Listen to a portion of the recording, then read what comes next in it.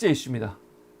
세 번째 이슈가 뭐 오늘 메인 이슈이면서 가장 핫한 이슈이죠. 역시 윤석열. 역시 혹시나 했는데 역시나 총선 지고 윤석열이 좀 변할까, 태도가 좀 변할까 기대를 했지요.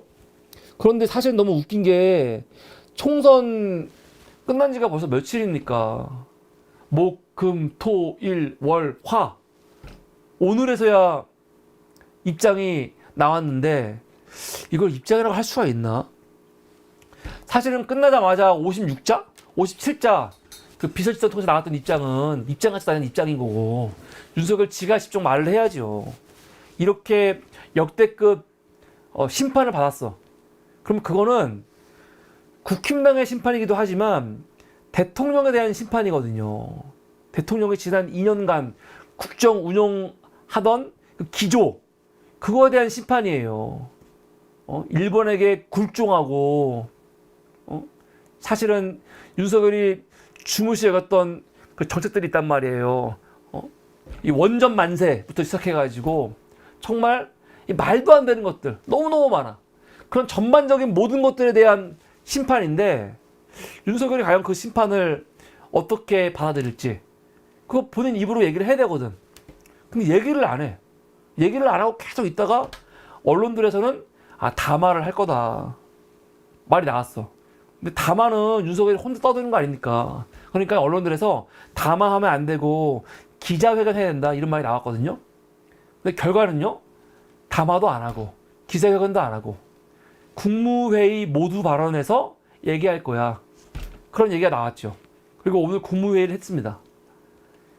근데 국무회의라는 거는 어제도 말씀을 드렸지만 국무위원들 몰아놓고 국무위원들에게 하는 얘기예요. 국민들에게 하는 얘기가 아니고.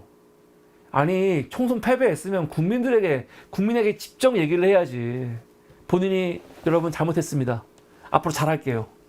국정기조 바꾸겠습니다 라고 얘기를 해야지. 근데 국민들에게 말하지 않겠다는 거죠. 국무위원들 모아놓고 그 앞에서만 얘기하는 거예요. 씨발 병신 새끼 아주. 근데 그 내용도 형식도 처참하지만 내용도 대단합니다. 윤석열에게 반성은 없죠. 오늘 담화 내용은요, 제가 다 읽어봤어요.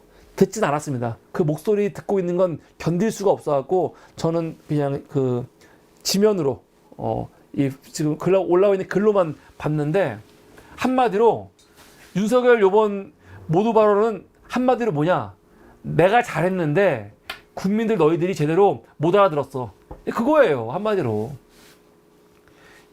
지가 지금 하고 있는 게 잘못됐구나, 그게 아니죠. 자기는 너무 잘했어요. 다 모든 거 너무 잘했는데 제대로 우리가 국민들한테 일깨워주지 않아가지고, 제대로 홍보를 못해가지고 국민들이 오해하고 있는 거예요. 반성은 누가 해야 돼요? 국민들이 해야 돼. 왜? 우리가 못 깨달았으니까. 지금 딱 그거야. 이 새끼는요, 태도가 너무 열심히 한 윤석열의 이 엄청나게 큰 과업을 못 알아본 우리가 죽일 놈들인 거야. 씨발 진짜 어이가 없어가지고. 한번 보겠습니다, 뭐라고 하는지. 국무위원 여러분 하면서 뭐라고 하냐, 이번 총선을 통해 나타난 민심을 우리 모두 겸허하게 받아들여야 한대요. 더 낮은 자세와 유연한 태도로 보다 많이 소통하고 자기부터 민심을 경청하겠다고 합니다. 맞는 말이죠. 근데 보세요.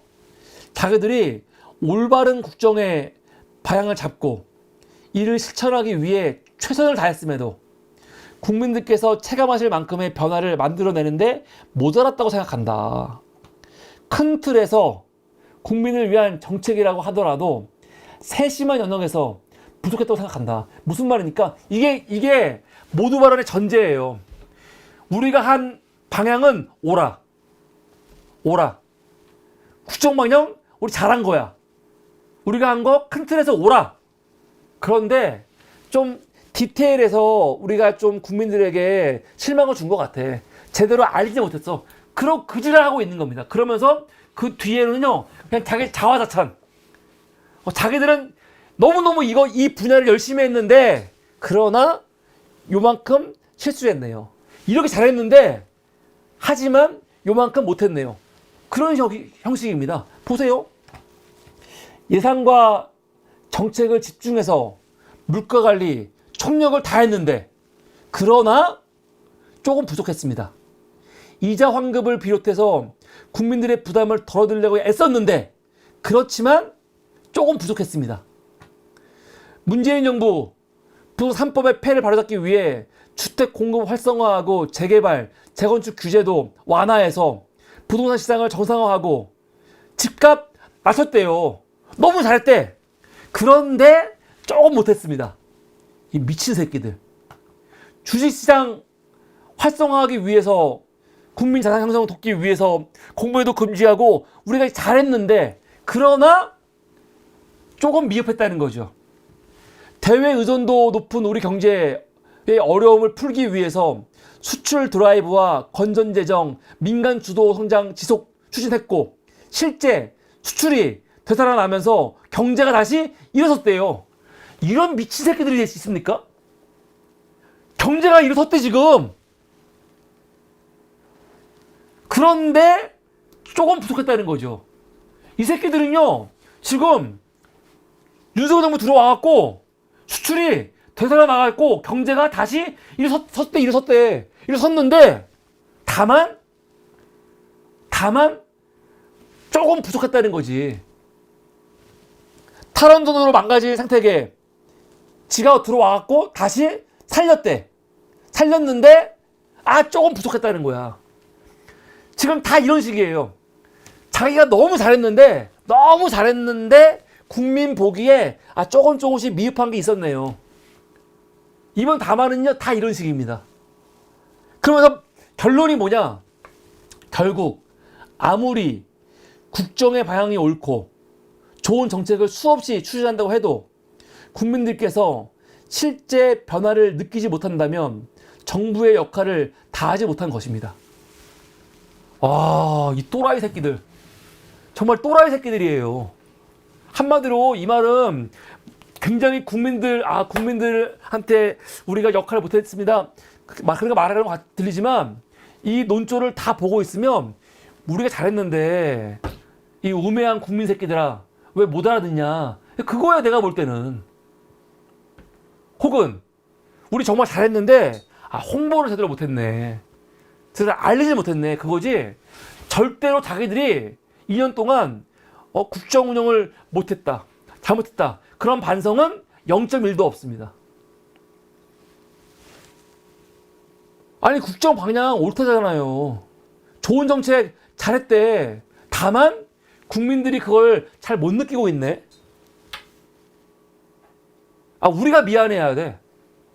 윤석열 요번 모두 발언 듣고 있으면, 이거 듣고 있는 우리 국민들이 막 미안해야 돼요. 미안해갖고, 우리가 못 알아들었습니다. 우리가 그걸 체감을 해야 되는데 체감을 못했어요. 내가 너무 둔감했네요. 라고 막 미안해야 될 것 같아. 막 눈물 흘리면서. 씨발. 다행이에요. 다행이죠. 이 새끼들이 정신 차리고 갑자기 막 국민들한테 사과하고 정책을 바꾸고 그랬다가는 다음 또 지방선거도 있고 그러는데 힘들지 않겠습니까? 근데 보니까 이 새끼들은 바뀔 염려가 없어. 바뀔 가능성이 없어. 지금 언론들은 윤석열 정부 요번에 총리 비서실장 똑바로 해라, 똑바로 뽑아라 그러는데 기대하지 마세요. 끝났어. 윤석열은 자기 반성이 없어요. 국정 방향 옳다잖아요. 옳고 좋은 정책, 지가 하고 있는 것들이 좋은 정책이래요. 이건 지금 변함이 없다니까요. 황당하지. 윤석열이 야당과 협치할까요? 총선 완전히 끝났어. 대패했지요. 그래가지고 지금 윤석열에게 야당과 협치해라, 이재명 만나라, 그런 목소리가 조중동에서도 매일 나오고 있어요. 그런데 저는 윤석열이 야당과 협치할 마음이 전혀 없다고 생각합니다. 왜 그러냐? 이 마지막 보세요. 나 정말 여기가 제일 황당해. 무분별한 현금 지원과 포퓰리즘은 나라의 미래를 망치는 것입니다. 이 미친 새끼 지가 하고 있는 거 아니야. 24번의 민생 토론회를 통해 가지고 약 1,000조를 그냥 지가 뿌리겠다고 한 거 아닙니까? 이거 지가 하고 있는 짓이에요. 그런데 지금 이거 왜 얘기하는 거냐? 이거 야당, 이재명 욕하려고 하는 얘기거든요. 경제적 포퓰리즘은 정치적 집단주의와 전체주의와 상통하는 것입니다. 이것은 우리 미래에 비춰보면 말과 같은 것입니다. 이재명 대표가 민생지원금 25만 원씩 지원하자라고 이야기했죠. 지금 그거 겨냥해서 하는 이야기 아닙니까? 이게 정치적 집단주의, 전체주의라는 거예요. 아니 씨발 이 새끼는 전체주의를 이 새끼가 머릿속에 있는 전체주의가 뭔지를 모르겠어요. 그냥 뭐 하다가 말끝마다 전체주의. 아, 이런 또라이 새끼가 있나 진짜. 근데 갑자기 야당에 대해서 야당이 하고 있는 것들, 이재명이 말하고 있는 25만 원 민생 지원이 물론 딱 이거라고 못 받지는 않았지만 뉘앙스는 딱 그거거든요. 마약이래 마약. 지금 이런 식으로 이야기하는데 야당과 대화하겠습니까? 대화 안 해요. 미친 새끼. 그러면서 하는 말. 대한민국 미래를 위한 구조 개혁은 멈출 수 없대잖아요. 막 비장해. 내가 대한민국의 이제 미래를 위해서 막 개혁을 시도하는데 총선에 졌지만 비록 이 개혁을 멈출 수는 없대. 그러면서 뭐라고 하냐? 국회와 긴밀하게 협력하겠대요. 국회에 잘 설명하겠대요. 이 부분도 굉장히 눈여겨봐야 됩니다. 당연히 국회와 협력해야죠. 근데 더 정확히 말해야 돼요. 국회가 아니고 야당하고 얘기를 해야 되죠. 나는 윤석열이 국회라고 말을 쓴 거는요. 정부 여당, 국힘당하고 잘 협력할게. 설명할게. 겨우 그거지 야당하고는 대화를 안 하겠다는 거예요. 지금. 아니 웃기잖아. 야당하고 대화를 해야 되거든요. 근데 야당과 관련된 말이 한마디도 없어요. 한마디도 없어. 그냥 국회.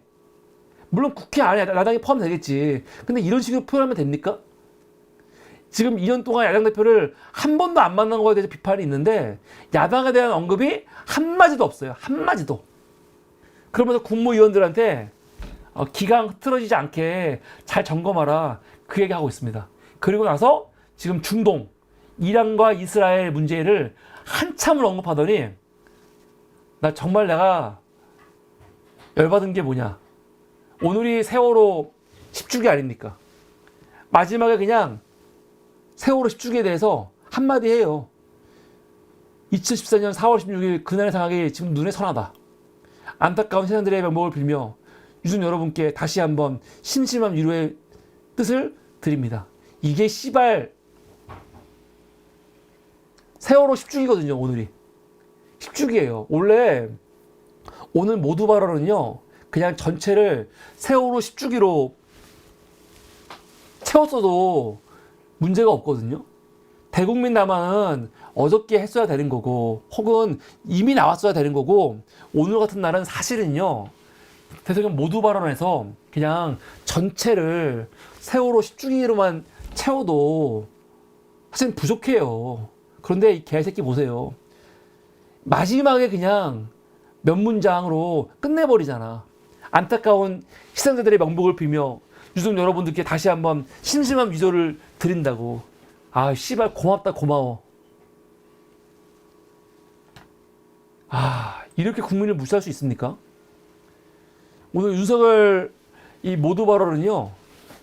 진짜 그냥 결국은 뭐냐. 총선 진 거 뭐 어쩔 수는 없지. 그런데 정권 심판이라고 하는데 이거는 왜 한 거냐면 국민들이 잘 몰라서 그래.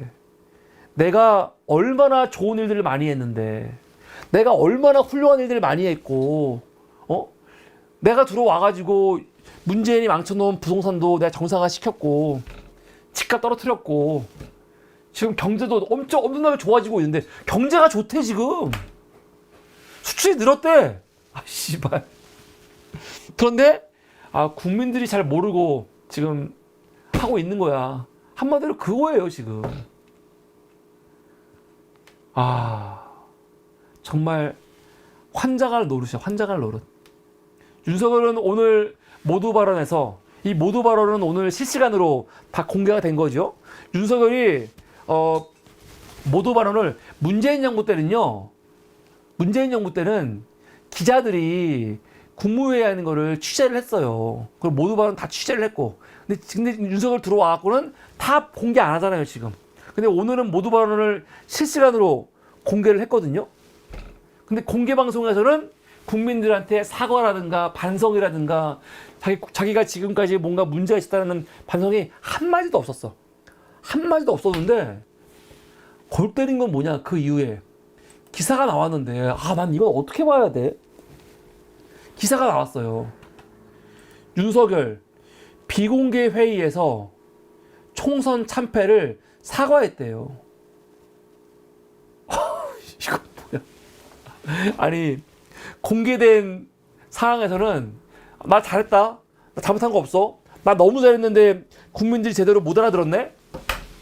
그렇게 떠들어 놓고 갑자기 비공개 회의에서는 대통령이 사과했다고 대통령실이 갑자기 백브리핑을 했어. 기사 한번 볼까요?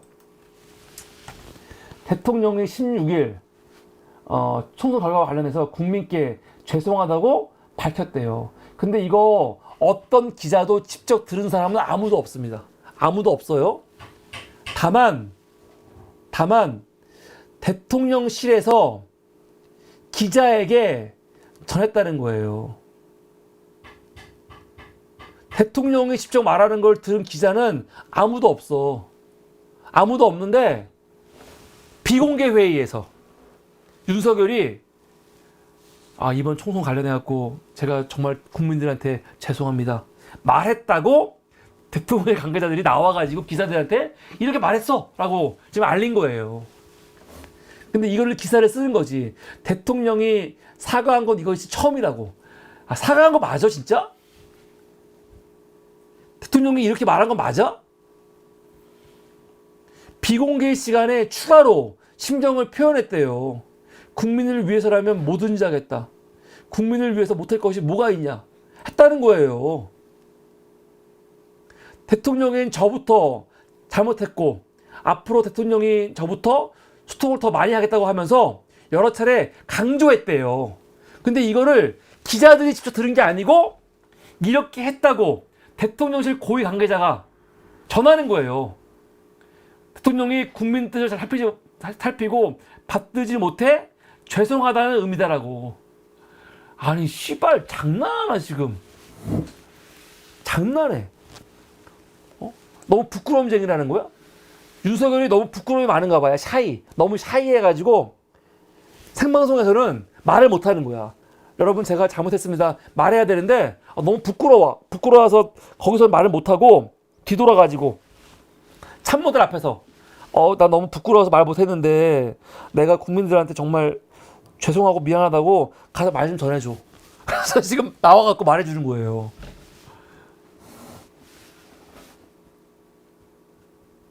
이걸 어떻게 받아들여야 돼요? 비공개 사과. 비공개 사과. 아니 근데 원래 비공개면은 공개하면 안 되는 거 아니에요? 이 거의 비슷한 게 뭐가 있냐면 김건희가 비공개로 어디를 갔다. 그러면 대통령실이 꼭 그거를 사진으로 막 뿌려. 비공개인데. 비공개면은 공개할 필요가 없잖아요. 왜 공개를 해? 난 이게 제일 이상해. 아니 비공개 회의라든가 비공개 내용을 사실은 뭐 다른 방식으로 나올 수도 있어. 거기에 참여했던 사람들 중에 누군가가 그냥 흘리듯이 오늘 보니까 이렇게 말했어 할 수 있거든요. 근데 지금은 그게 아니야. 대통령실이 비공개 회의에서 있던 말을 공식적으로 지금 말한 거거든요. 비공개 회의라든가 비공개 만남이라든가 비공개 무슨 방문 같은 건 비공식적으로 기자들한테 나올 수는 있어요. 거기에 참여했던 사람들이 이렇게 말하면서. 근데 웃긴 건 뭐냐면 비공개 회의에 있던 대통령의 사과를 대통령실이 공식적으로 지금 기자들한테 알려주는 거 아닙니까? 근데 그걸 왜 비공개로 하냐고. 그리고 지가 모두 발언해서 그렇게 오랜 시간 떠들었는데 왜 거기서 안 하고. 저는 윤석열이 사과 안 했을 것 같아요. 정말로 했으면 이럴 리가 없지요. 오히려 윤석열이 절대 하기 싫은 거야. 사과 절대 하기 싫은 거지.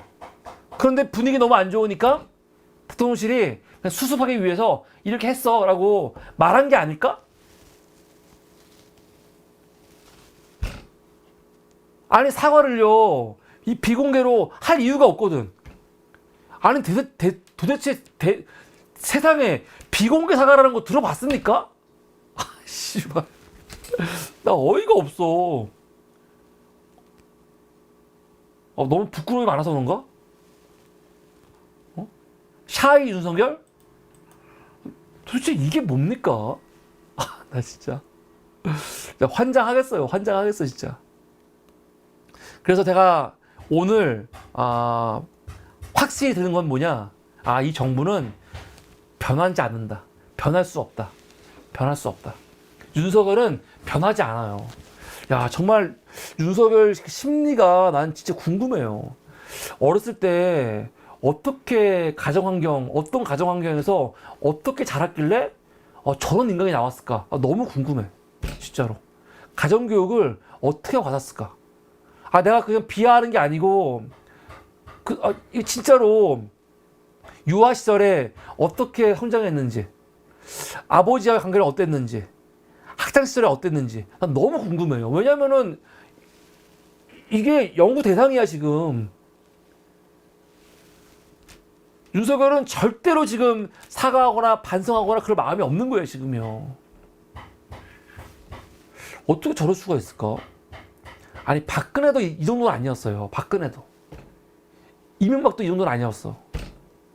이거는 정말, 이게, 상식적으로는 정말로 이해할 수 없는 그런 캐릭터이기 때문에, 윤석열은 그 심리상담 전문가들이 한번 좀 연구해볼 만한 대상인 것 같아.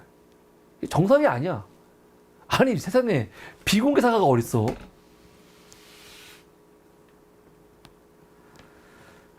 이 정부는 바뀌지 않을 것이다. 그래서 저는 이 정부가 바뀔 마음도 없고 협치할 마음도 없는데 제발 민주당이 먼저 설레발 치면서 협치하자. 그따위 말을 하지 마라. 민주당은 이렇게 무도하고 이렇게 오만한 윤석열 이 정부를 심판하라고 이번에 국민들한테 압도적인 지지를 받은 거거든요. 그러면은 심판하라는데 주력을 둬야지. 좀 저것도 변할 마음도 없고 변한 것도 없는데 먼저 협치합시다 손 내밀면 이건 정말 말도 안 되는, 오히려 무시당한다고요. 제발 그런 행동을 하지 말기를 제가 다시 한번 민주당한테 권고합니다. 이게 오늘 세 번째 이슈였습니다. 윤석열은 전혀 변할 마음도 없고 변할 조짐도 안 보인다. 이게 오늘 윤석열 국무회의 모두 발언을 통해 알 수 있는 확신이었습니다. 이게 오늘 세 번째 이슈였습니다.